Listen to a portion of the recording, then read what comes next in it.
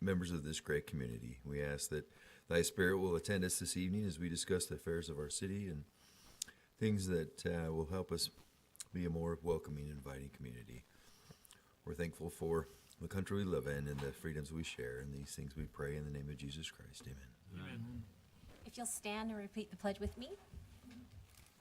I pledge allegiance to the flag of the United States of America and to the republic for which it stands, one nation, under God, indivisible, with liberty and justice for all. Okay, I'm going to editorialize just for a second. So in a couple of days, we're going to have an anniversary of D-Day, 80 years.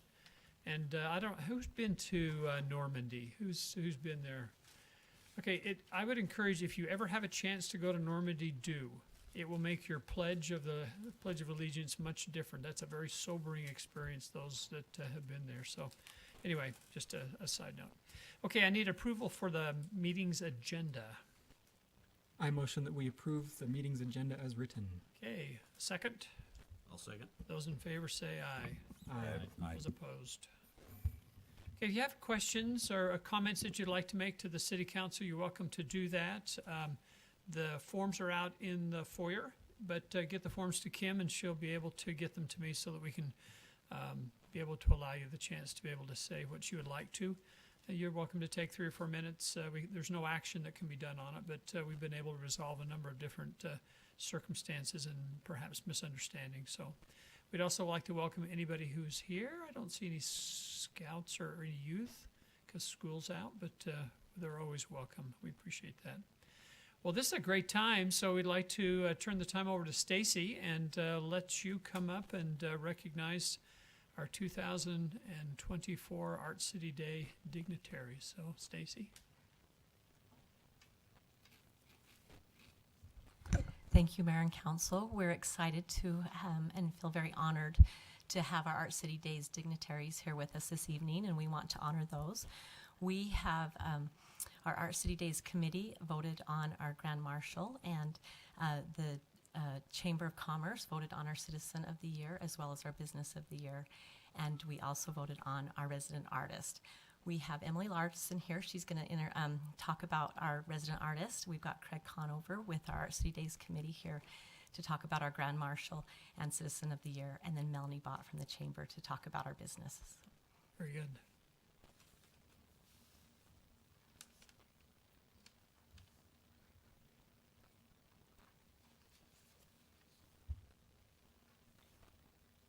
Good evening, Mayor and Council. It's an honor to be here tonight to recognize some great citizens in this community that I've both known for a long time, and happy that they were able to be part of our City Day celebration this year.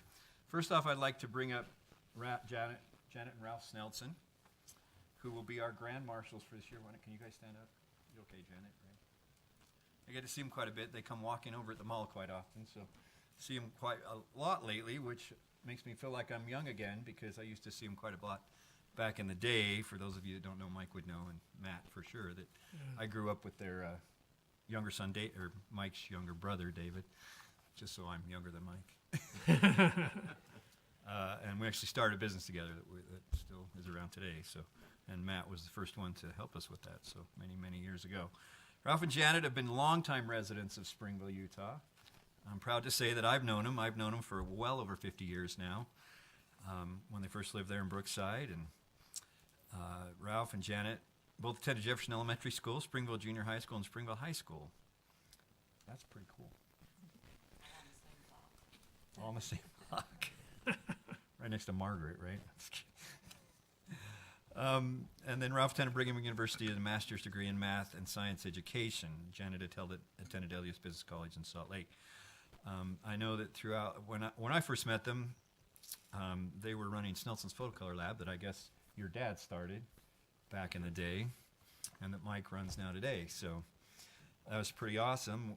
Worked a lot with them, doing a lot of different things. David and I were, kind of fused at the hip for a long time. And so I got to know them quite well when they were in Brookside and when they moved up onto 1350? 1360 East, up there in that cul-de-sac. So after that, they've gotten a lot of different things. Mike and Roger have taken over that business and done quite well with it. And Ralph served in the temple for 12 years, and he is 91? Three. And Jason- Okay, yeah, no, I wouldn't want to. And like I said, we're just honored to have them as our grand marshals for the parade this year. So they will be leading the parade here for Springville. And how about we give them all a big round of applause?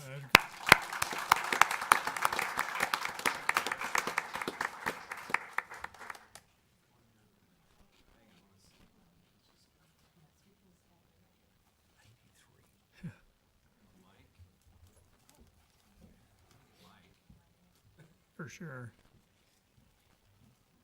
While they're taking pictures, the Snelsons are legendary. They certainly did raise a wonderful family, and Mike has certainly been a part of that. So we are so grateful for the Snelsons in our family, or in our town. We're very grateful for them. Ralph was a high school teacher, and I never dared take high school math from him because I was scared of him. And so...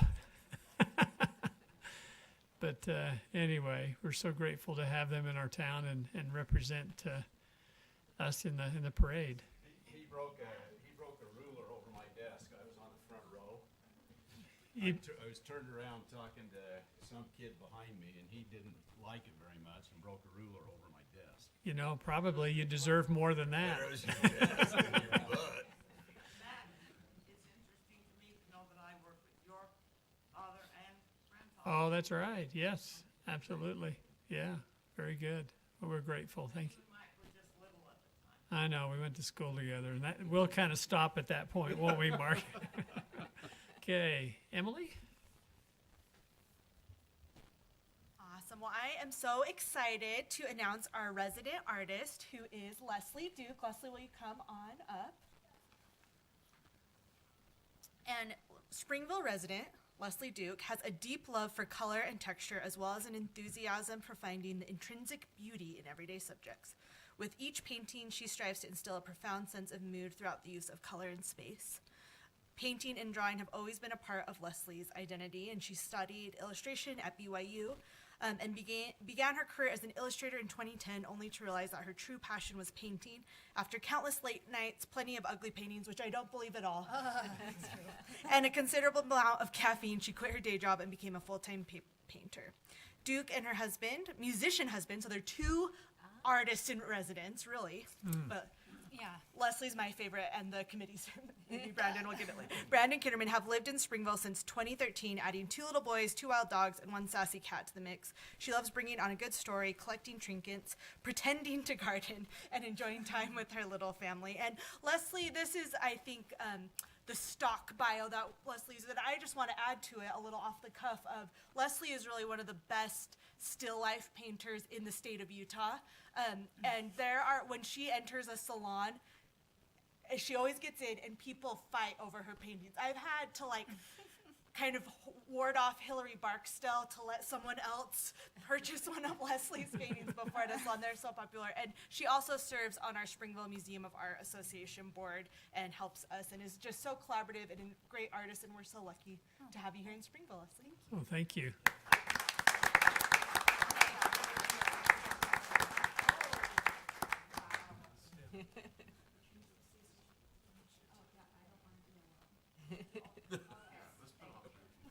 I don't want to be alone. None of us. Okay.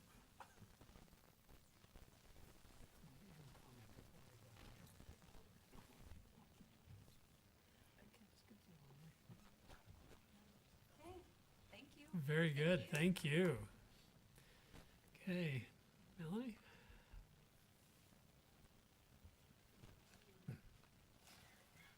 So I am honored to be here this evening to talk about the Business of the Year. So the Business of the Year Award recognizes dynamic companies and leaders who embody a steadfast commitment to professional excellence, innovation, and sustainable growth. These exceptional businesses exemplify the vibrant spirit and capabilities of our thriving business community and chamber, while also making meaningful and positive contributions to the broader community they serve. And this year, Nebo Credit Union was honored with this award during the February awards banquet for the Chamber. And today we have Marianne Ayers with us to accept the award. Founded in 1956, Nebo Credit Union was created by a group of Nebo School District employees who pulled their money together to promote a thrifty lifestyle and make small loans available to members. For a time, a teacher at Spanish Fork High School assisted credit union members in his classroom after school hours. Since then, the credit union has grown to include 3 branch offices located in Springville, Spanish Fork, and Payson, and it serves residents throughout Utah County. President and CEO Dale Phillips says, "We focus on community at large, really, providing services and really key to everything we do.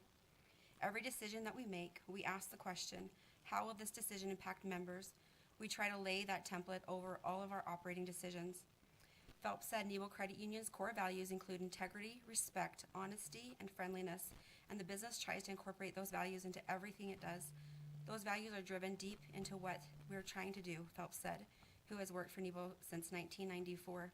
Every spring, Nebo Credit Union awards 5 $1,000 scholarships to local high school students, and then as well as other programs. I know Marianne goes into the elementary schools and they do the book fairs.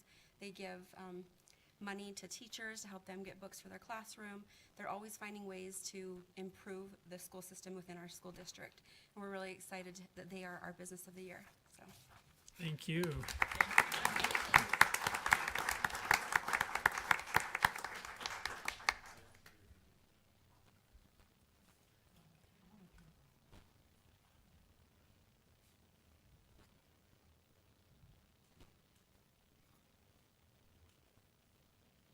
Thank you very much. They're a wonderful institution. We appreciate them being part of our community. Thank you very much.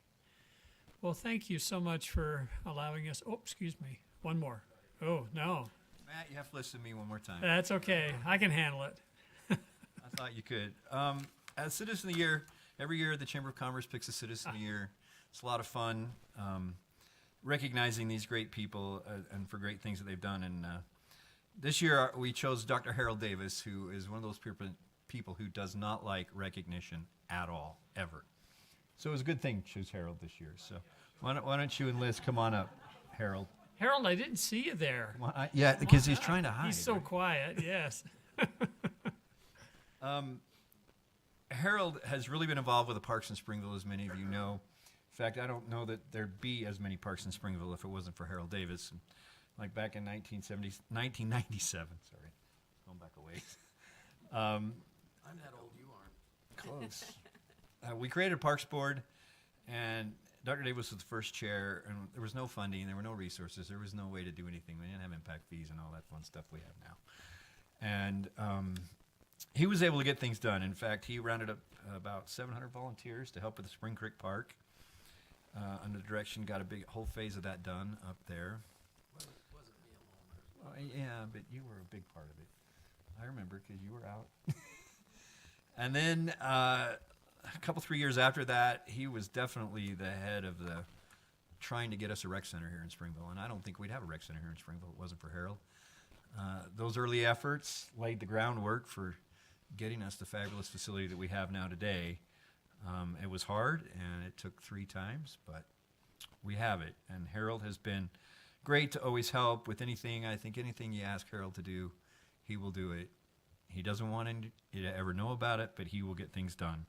He's just one of those citizens that needs recognition, and we're thrilled as a Chamber of Commerce to have Dr. Harold Davis be our Citizen of the Year. And he's been a great uplifter of the business community here too, and the community being a veterinarian for many, many years down there over the viaduct. So how about a round of applause for Dr. Harold Davis?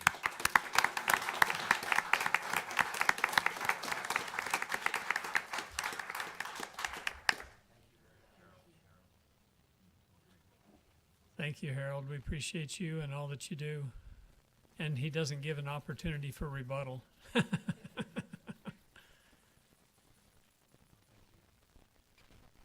He's pretty reflective of many citizens who go about their business helping the community in a very quiet way. So we just are so grateful for the opportunity during this season to be able to honor not only business but people individuals who are in our community. So thank you very much for all that you've done through the years. We appreciate it an awful lot. Okay, sounds good. Well, that's the best part of the meeting. We could almost just adjourn and be done, so. Yeah. Okay, you've all had a chance. Thank you. We've all had a chance to look through the consent agenda, and I need, any questions on the consent agenda? Okay, I need a motion then for approval of the consent agenda. I'll make a motion to approve the consent agenda as written. I'll second. Those in favor say aye.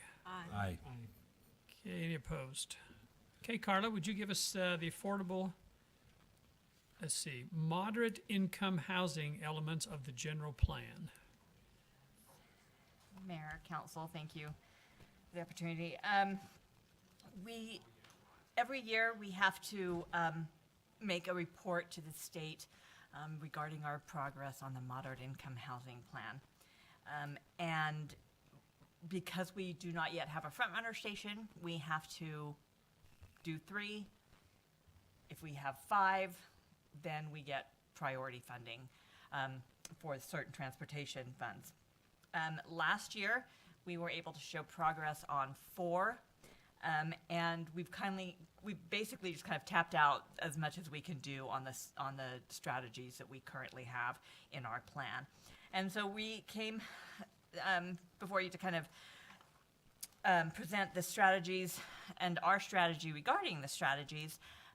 Rather than having to do this every year, we've selected a lot of strategies that we will be able to show progress on over a long period of time.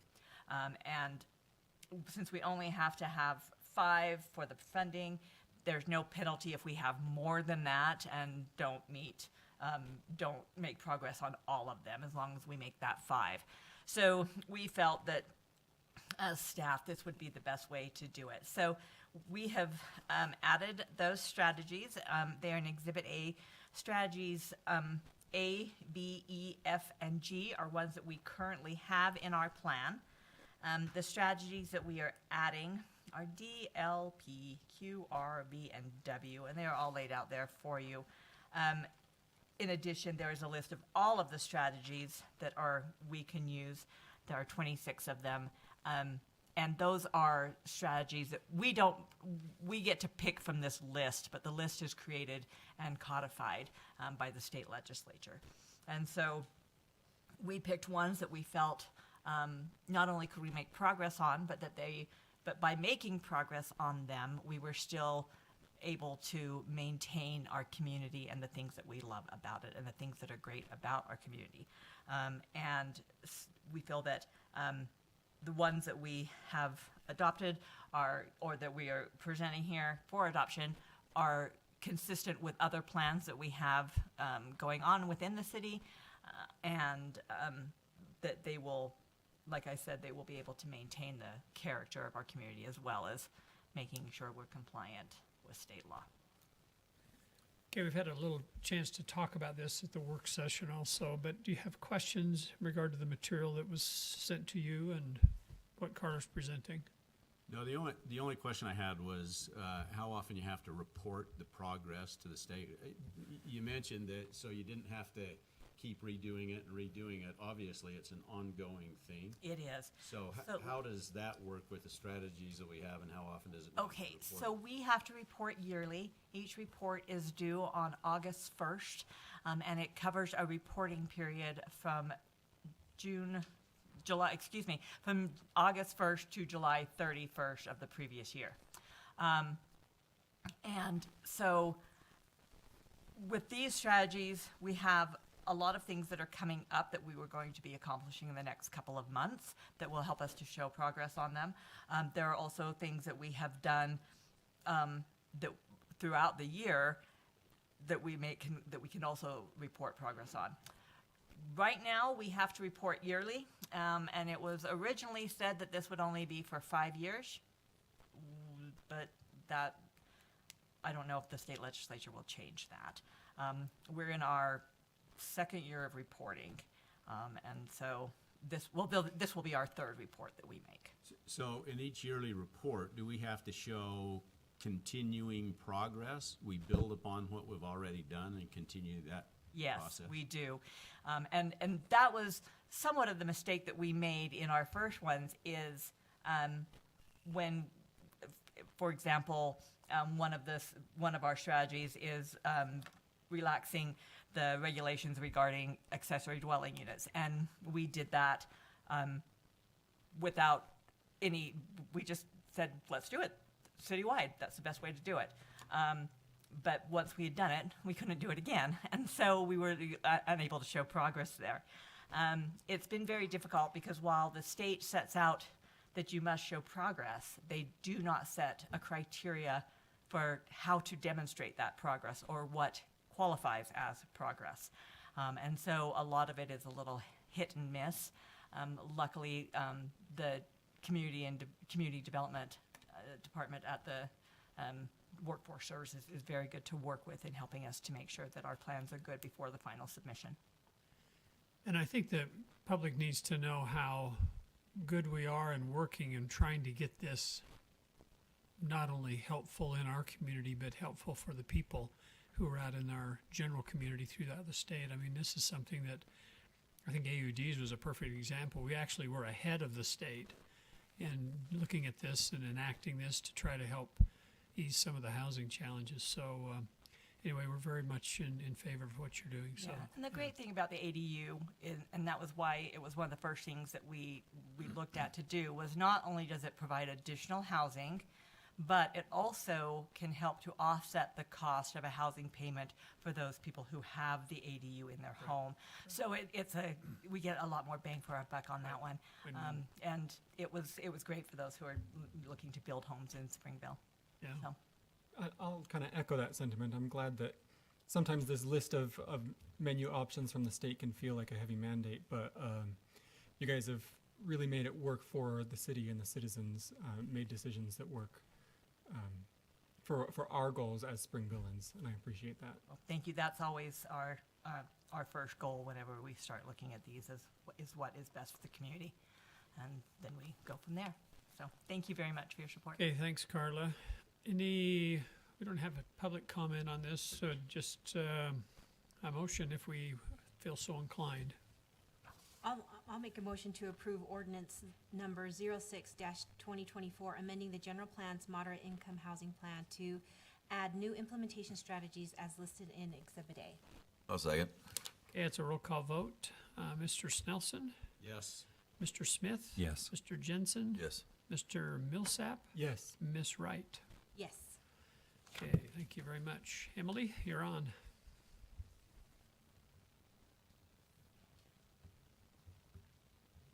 I was joking with Craig and Christy. They said, "Why are you here?" I'm like, "I always come, but I'm really integral tonight. I'm at the mic twice." Yes, you are. You get double pay. Let me pull up my.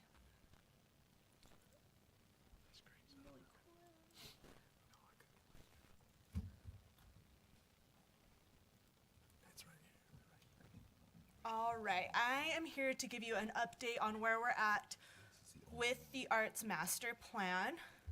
Oh, hold on just a None of, second, Emily. I We think don't Jake have is our the only screens working. screen that's working. Mine's not on. You don't want to miss these pictures.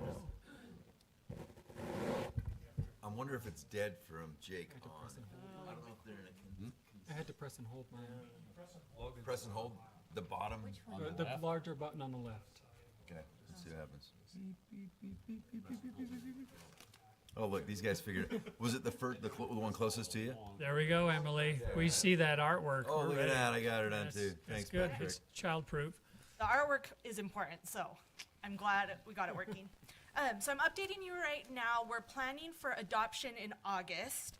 And why update now at this point in the process? I chose this artwork from our collection of these dancers because they're very flexible. And right now we're at a very flexible part of the plan where we can incorporate a lot of feedback, make changes to the overall structure. So this is a presentation this is very much in draft form. It's a big outline. There's lots of room for changes right now. It's flexible like these dancers. And just to update you on the timeline, we just are finishing up phase 3, which is this yellow bar. where we were working on values, vision, goals, and strategies, which is a lot of what I'm going to present to you tonight and was in your packet. And we're into phase 4, where we're working on the document development and design. This diamond at the end of June is when we're hoping to have a pretty good document to start presenting to everyone and getting review. And then we'll be presenting and delivering it through July and August, again with adoption in August as the goal. So what we have right now that we put in your packet and that we've talked to our Arts Master Plan Steering Committee about and we've sent to the PAR Board is a vision statement, values, outline, and focus areas that we're calling building blocks. And I chose this image of a guy at his desk kind of pondering, and you can see there's all these books open because this really is just in draft form. A lot of the language isn't fine-tuned or wordsmith. It's going to get a lot cleaner and tighter as we go along, so just remember it's still very much a work in progress. But one of the main things that we are working on is this vision statement, and as we worked on a vision statement, we had a choice of, is it going to be a vision of the arts in Springville, which is what a vision statement for a traditional arts master plan would be, or is it more of a vision of the art city? And we went with that broader vision. And the working statement we're working with right now is Springville is renowned for being art city, a vibrant, welcoming, and tight-knit community where artists and arts thrive, creativity flourishes, and the value of art is honored. Our residents regularly create, support, and participate in art through our world-class Museum of Art, performances, public art projects, events, and innovative approaches to arts-based community building. Our commitment to art attracts visitors from around the region and world. And then also part of the vision statement are these bullet points. The arts in Springville connect us across differences, celebrate and showcase our unique human experiences, elevate quality of life for residents and visitors, create unique and memorable experiences, and actively influence our city and community's decision-making. And then with the vision, we've also identified, after work with our steering committee and with in the public engagement we've done, some values and guiding principles that can guide our work in the arts in Springville. And one is artistic excellence. There's a level of elevated quality associated with the arts in Springville that we want to maintain, but in tandem with that, we want it to be welcoming, accessible, community building, engaging, not stuffy or too esoteric. Like the word esoteric that I love to use. Okay. Inspiring, we want it to inspire beauty, be engaging, inspire creativity. And then in an earlier draft, just even a couple weeks ago, these two values were one value that said supportive, but we really broke them out because as we've talked more with the different stakeholders, we wanted these two different ideas to come across, that we want the arts to be community building, supportive of arts, artists, arts in the sector and community and regionally, and building community and unity among residents and visitors, but also collaborative, supportive within the city and external partners to other plans, departments, initiatives, and challenges. We really want the arts to be seen as a way we can help solve problems through our community and through the city. And all this might seem like kind of fluffy, philosophical, like, why does this matter? But I think why all of this matters, the vision statement and the values and these bullet points, is these are some really overarching ideas that will shape our decision-making in the arts in Springville. So especially if there's anything you think's missing or not emphasized enough, please let us know.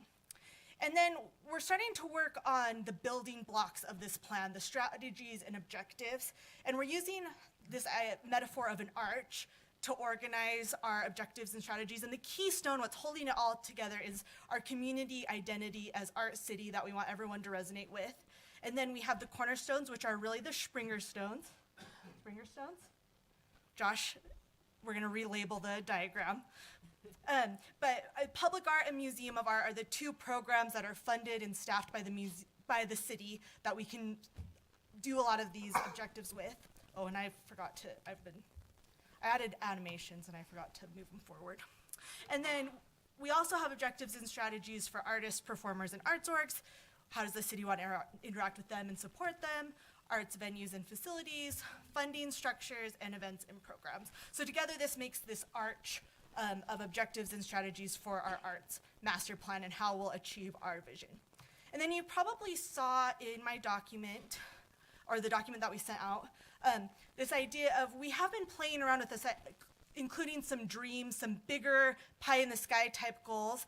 And we got some feedback from Councilman Snelson on this via email after I'd sent this to Kim, and it's also something we've been wrestling with, me and John and our consultant Jake McIntyre. And the kind of further along we get in actually building out this plan, including the dreams seems to make maybe less sense, and we really want to identify what our real goals and priorities are. Maybe keeping like a parking lot of dream ideas that have come up through this. We're still trying to figure out how to incorporate that, because there are so many great ideas that have come up that just really don't seem like they'd be feasible in the next 5 to 10 years, and we want to document those somehow, but also want to make a plan that's attainable. And even in our first workshops, this idea of making a plan that's both visionary and attainable and implementable came up, and so holding those two truths together is something we're still wrestling with. But I think especially after we talked about, we emailed back and forth with Councilman Snelson and talked about it, I think we're leaning away from the dreams, but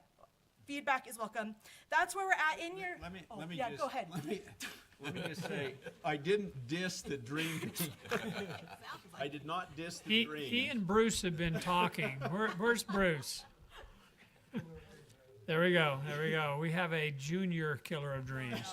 He was very supportive of the dream. He'll explain it better. I want to hear the dreams. Yeah, so the dreams are great, but they don't lead to anything. So if we're gonna do this and we have dreams, are they, like you said, are they feasible, and how do we implement those and things like that? We have to set goals, not dreams. The dreams are great. We can throw all the dreams in a bucket. We create a bucket list. But eventually some of those are tossed out and others are turned into goals, actionable things that we can accomplish and actually do. And the dreams are, whatever. Maybe it'll happen, maybe it won't, but that's not something I think we want in a master plan. Dreams are great to get started. Yeah. But at some point they need to move forward. Yeah, and I think we're leaning more towards language of maybe priorities, or we're still figuring out how that might make it, or those might not make it. Maybe we'll just have that parking lot dream list that we can bring out and reassess as we update the plan in the future. In your packet, each of these building block categories, we've outlined some of the broad objectives that we're looking at right now, is including, these are really in rough draft wording, but each of these would have several sub-strategies beneath them. But we just, again, it's a really flexible time in the plan. We are moving fast with this plan. We'll have a pretty good draft a month from now, so we just wanted your feedback, questions, or comments on direction, things that you think are missing or you want to add, anything you like or not like. Any comments we're open to. Okay, those of you, hopefully you've had a chance to kind of review this, and it's pretty high level at this point, but Emily is great about taking suggestions. Any thoughts at all from anyone? Mike's shared some of his thoughts, so. Well, I noticed we have the vision, which is great, and then I tell me the difference between the vision and the mission statement. I mean, do we have a mission statement, or is it just going to be the vision? For the Arts Master Plan, we've only written that vision statement. We have a museum mission statement and a public art mission statement, but I think the vision statement would be just. But we could add a mission statement if we think that would be helpful. No, I think that's fine. I was just wondering if there was going to be. This seems long for a vision, a long way of saying things. I wonder. A vision should be short and simple, something that can be memorized and spit back out. I feel like that's more a vision, and this is more like a mission statement. But that's just my opinion. Okay, very good. Other comments? Go our city. I had just a thought as I was going through it, just and for what it's worth. What's the right word? Sometimes we have these broad thought processes. We have just this big idea, and I really love the events, like the art thing that we do at the end of the year, and enlarging that and making that an event for an attraction for people to come and for the town to enjoy. Those of us that have participated in the last couple of years. I mean, if that can continue to grow, I just think that's a great way to advertise Springville and the art that's here. So, yeah, And can I ask one more yeah, question? sure. Just, are there any concerns with the way that this is currently structured out? Like, keep moving with the plan in this direction? No, I may put it up to a vote to actually bring back the dreams. Sorry, Mike. I kind of want some balloons. Does anyone have any objections, kind of the direction that she's heading? Emily, you freaking knock it out of the park. Thank you. You're doing great. That's all I can say. Thank you. Okay, very good. Okay, Troy, you're up for an exciting part of the Beat that, sales Troy. tax. Beat that. Pictures, just numbers. I don't know how that's going to go over. Not well. No Yeah, I know. dreams here. We do have a closed session tonight on property as well, so I'll move through this quickly. We had some discussion a meeting or two ago about wanting some additional information on sales tax. I think Bruce provided some great information through the Friday update on sales tax and what it is. So I've gone down a little bit of a different path to show you and let you know a little bit how property tax works. So yeah, lots of numbers, lots of black and white. Sorry about that. This is April 2024 sales tax distribution for Springville City. And this is the actual breakdown and how it gets there. So if we look at line A, that's the direct point of sales tax and motor vehicle dollars created in Springville in April of 24 receipts. So that would be for February sales. So there's about a 60-day delay between when it's collected and it comes to the city. The statewide point of sale is C. And so if you want an idea of how much is generated in the city and the state, remember that this is a 1% collection. So you kind of go 2 decimal points to the right. So if I do that right, about $68.7 million in sales in 1 month in Springville. And something close to $1 billion, or is it 8.5 billion? Oh, state. There's a It's big number of the 8.5. state. Is that per month? That's per month. That is the month of February 2024. Okay. E, local population. This is where your census gets very important. And also in our recent Friday update, we talked about American Community Survey and how it continues to push down our numbers of people per household, which is lowering our population, which then in turn lowers our sales tax collections. The state is showing us at 35,832 people from the census, which is just a hair over 1% of the population of the state of Utah. Okay, Springville, 1% of the state.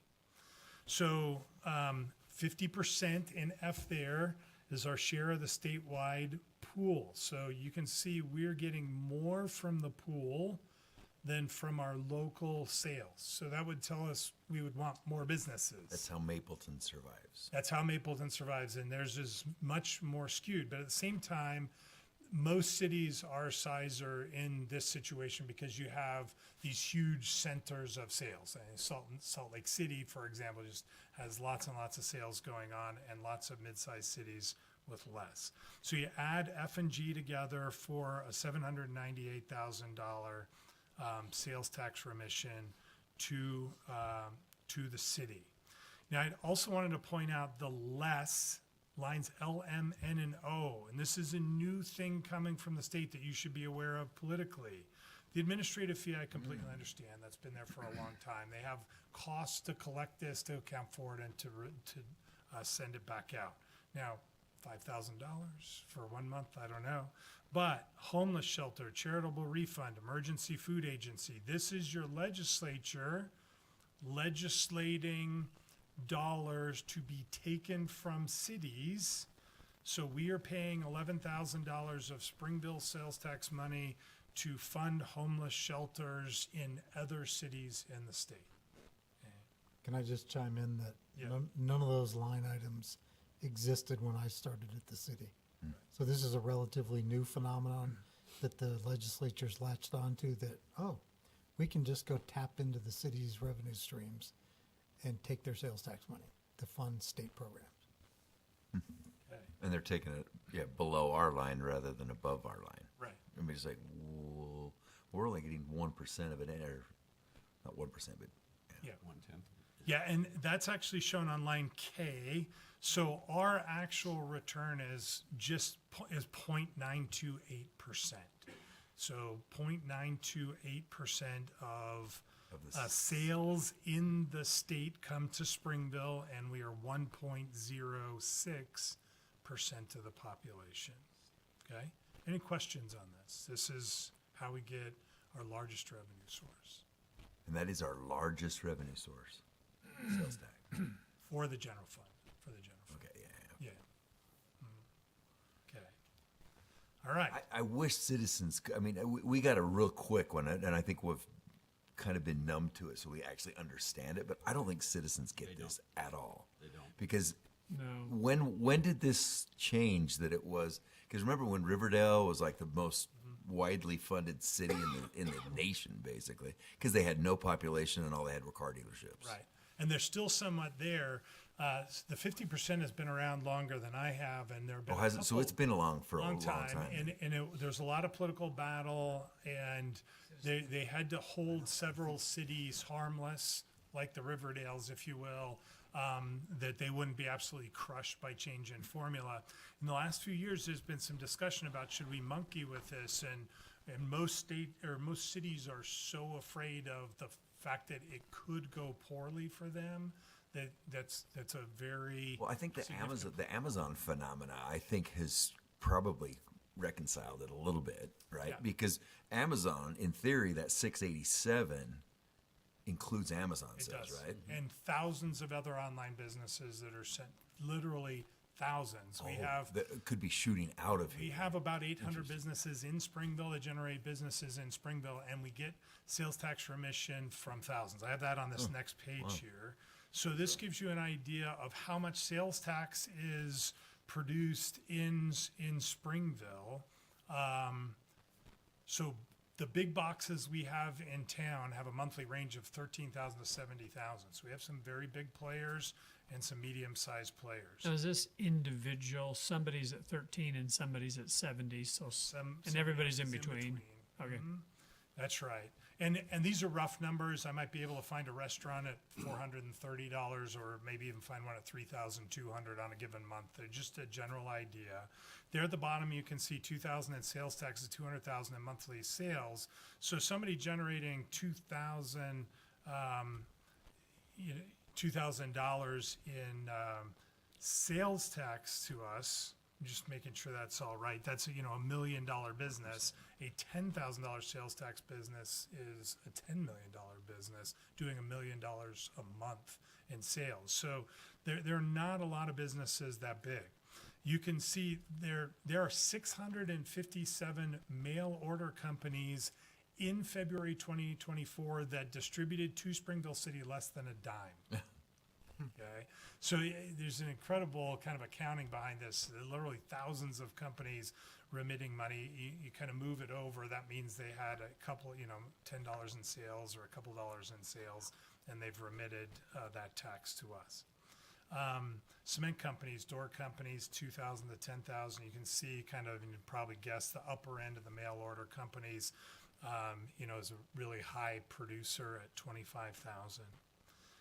But then you can also see at the bottom kind of restaurants, convenience stores, local retail. When you think about bringing businesses to Springville, the number of businesses in the strip malls and on Main Street and everything else, how many of those you need to add up to some of our construction companies or certainly to our big boxes, that you literally need 10, 15, 20 businesses to equal one of the other.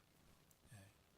It's kind of interesting to look at that and think that a whole strip mall may generate $1,500 in sales tax, but a construction company that's doing something in one of the office warehouses may send us $12,000. Okay. So a lot of differences there. All right, so perceptions and a question or two. What do citizens want in local businesses? That's for you, council. What should we be working on in economic development? We hear activity and entertainment a lot. Okay. And food. Food. Restaurant. Yes. All right, food, activity, and entertainment, are we providing it? Or should we be doing more? We could be doing We more. could be doing more. Okay, in what ways? Well, we can reach out. Invite, There's, What's that? invite people, Invite. invite business owners. Yeah, another question, we just asked that one. How do you think we're doing on sales tax versus other cities? Compared to Mapleton, maybe better, but compared to Spanish Fork, not as good. That would just be my. Okay, the next chart will show you that. See if this is a surprise.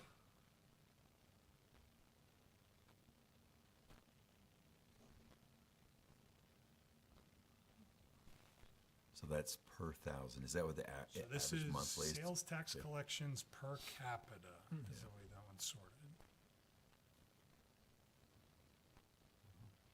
So does it surprise you we're collecting more sales tax per capita than Provo and Lehigh? Do you have a hypothesis as to why that is? Is it because we do really well in grocery, or? Yeah, I mean, we actually have a pretty diverse amount of sales tax here for our size. We also have some good producers in the industrial areas. That's primarily it. We're not a power center. You can see the power centers, power center being the kind of concentrated conglomeration of high-end retail sales, right? If you say kind of where do you go shopping in Utah County, American Fork or Spanish Fork, right? They're the ones that are above us. And Linden. Linden, American Fork is the Meadows, kind of big, huge conglomeration there. They've got a lot of big box boxes. stores. They've got automobiles. They've got, there's big stuff in Linden. And Their you, population is in. Do we have access to this smaller. deck, or is this? sure, you're welcome to it. What was that? Oh, their population is significantly smaller than ours. Or is this 11,734? Linden, yeah, and Yeah. that's one of the reasons they're very high. They have several big boxes for their size. They're the Riverdale. They're the Riverdale. I was just going to Utah say that. County, Yeah. yeah. Yep. And yeah, you're welcome to deck. I That's a live cool in deck. Linden, and you've got a Home Depot, 1, 2, 3 I think large where Sun Rock and three or large Sun car Pro is and all dealerships, that. and a Kia being built right now. They have a Walmart that's the same size as our Walmart. Yeah, that And you Home have Depot third is as many. huge. Yeah, they got some big stuff going on there. So, yeah, I mean, that is what it is. You can see there is a difference between kind of those power centers out there, and those dollars are not small. I mean, the $3 from Springville to Spanish Fork times our 35,000 is 100,000 a month times 12. So you're kind of $1.25 million differential if we were the same size. So there's certainly something to be had to being a power center. But if you're outside those power centers, you can also see really from 20 to 23, or even if you want to look at 22 to 23, there's a lot of cities grouped all in there fairly closely that just kind of have a standard distribution of retail, but not sparse like some of the other cities out there. The Eagle Mountains and Saratoga Springs, they've had a ton of commercial, but their growth is just continually outstripping their commercial. So you can kind of see some of those things developing. I mean, Salem, even the same thing, even though they're small, huge population growth causes their sales per capita to be down. That's really the presentation, just a couple of high-level slides on what's going on with sales tax and some of the strange perceptions that are out there. Yeah, in fact, keep in mind, these are trailing numbers because of what I just said. We actually had the city managers down here to Springville last week. Both Eagle Mountain and Saratoga Springs claim to be over 65,000 each. They both show in the mid-50s here. And Lehigh's showing at 90, and they're claiming to be over 100 already. And so, yeah, major changes coming census, still 5-6 years away from the next one. We saw, just to take 10 more seconds of time, we saw from kind of what would have been 2016 to 2020, this kind of very slow growth curve from Springville. And then when census came in, we jumped way back up again. And now we've kind of just seen it doing this again, virtually no growth since 2020. Yes, our housing has been a little bit low, but we even dropped in population one year. And that's American Community Survey numbers being dropped into census forecasting. That's what's happening there. So, and where do these census numbers come from? From that? Yeah, these are so census.gov, they're so not gonna United States Census So numbers. they're not going to get updated. They get updated annually, actually. And the state updates for the purpose of sales tax when they get updated, usually in April, although the April 2024 numbers are not.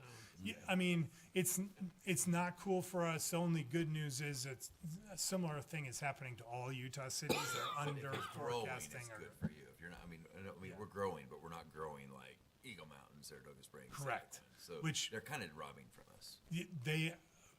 They actually are. I mean, in the sense of if our percentage of population goes down, the number we get from the population side also goes down. So there've been years where we've been hit both directions, where in higher growth years we get a little bit more, and you see a big sales tax bump in your budget, and no one knows that's happening in the background, but we try and keep track of what's happening on that for budget purposes where it is. But absolutely, and if some of the other federal grants and other things, they do it based upon county population, and when we're growing so much, things like CDBG funds and things from the federal government, we can receive a much smaller allocation than we're probably entitled to because of our growth and how slow census is to catching up with it.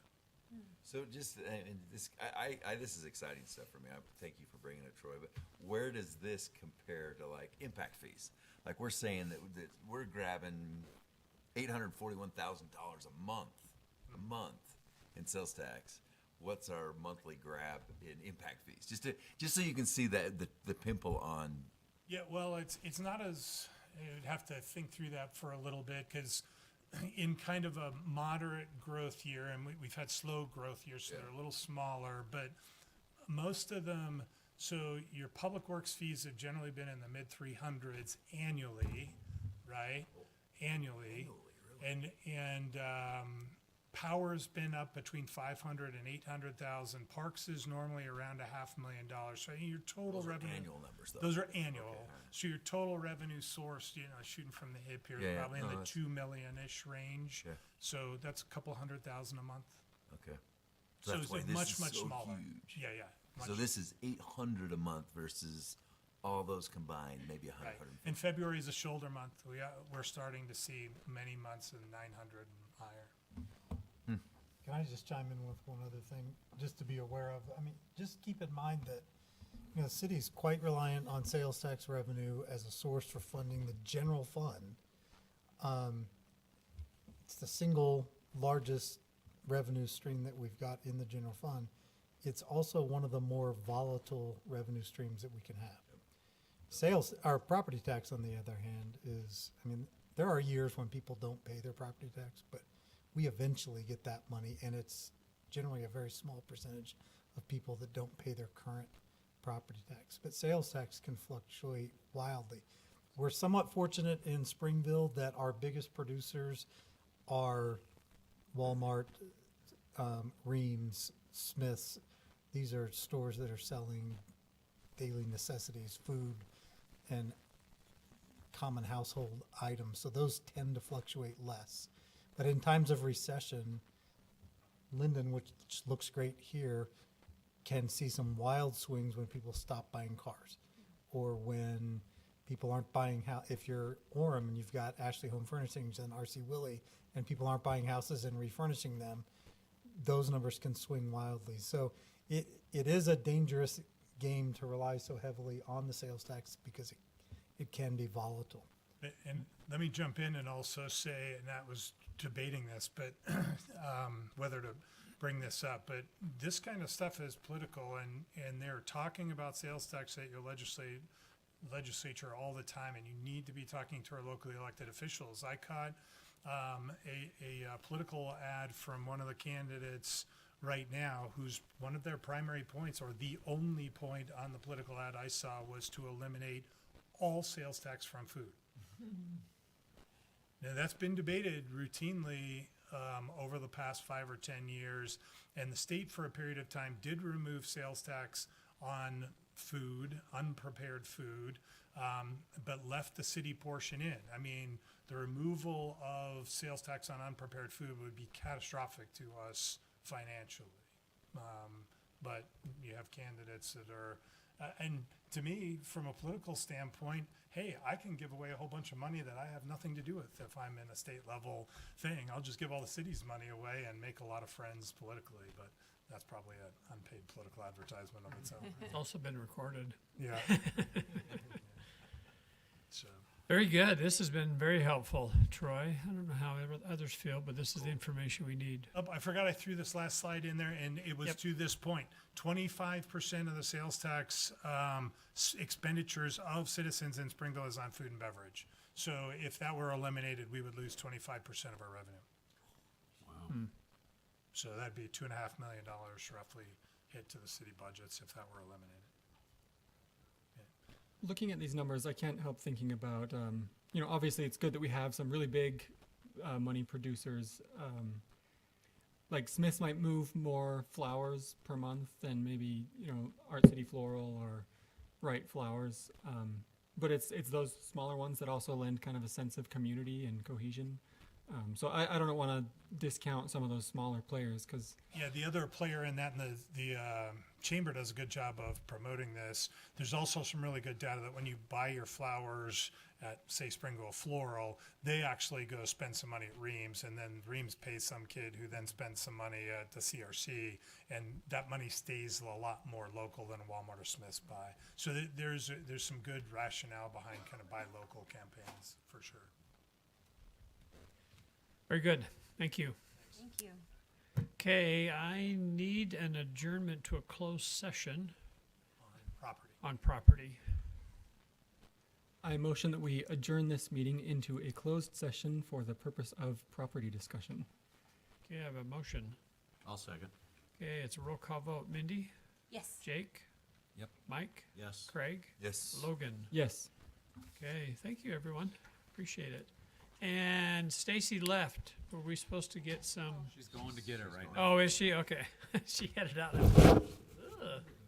Okay, thank you. Oh, there she is. It's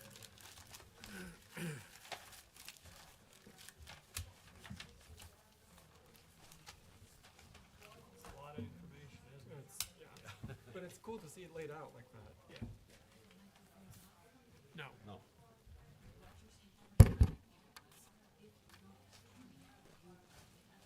Oh, yes. Yeah, talk to him. He's a dream killer. I'm not a dream killer. I'm a dream weaver. I'm just a real killer. No, we totally get it. I tease Mike, but the reality is that that's actually how things happen. You have to have a dream first. Thank you. Thank you. Has this got the Hey, I'll shirt be in home it? soon. I love you. The shirt's in it, Stacy? This is all the swag. Got it. Thank you so much. We did have A-frames with your pictures on it. Does this include the stuff that we'll be giving away to people? This is all the stuff that you can give away. Sure, And if you need giveaways, more everything. stuff, let me know. Ask the council and you give them a cool treat. Yes. You have to be proactive because the population doesn't. Oh, I'm gonna be proactive. Hey, you wanna meet me? I'm just kidding. So what is this stuff? We give this away? Yeah, so you hang out at the Art City. Thank you. And these are nice. Sure. People come up and I was like, this is good stuff. Wow. people thanks. recognize you as a city